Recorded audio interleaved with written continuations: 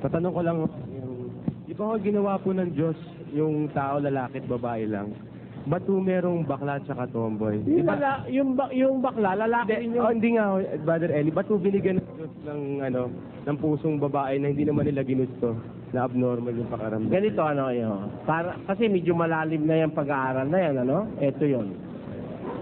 Yung ating katawan, it's just a vehicle. Sasakyan lang yan.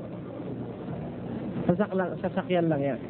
And we will use that vehicle in our journey to the kingdom of God.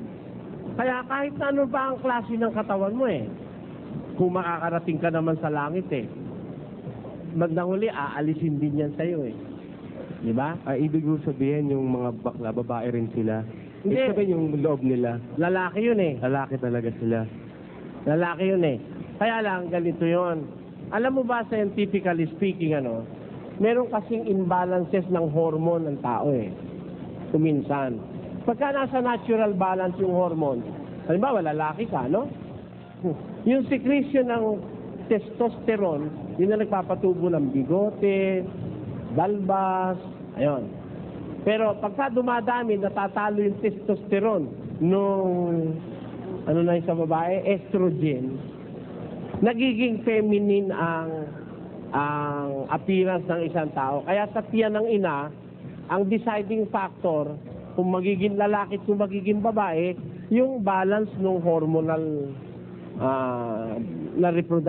hormonal production sa katawan ng isang tao, ng isang bata.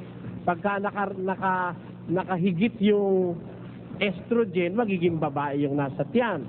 Pag nakahigit naman yung testosterone, magiging lalaki naman yung nasa tiyan.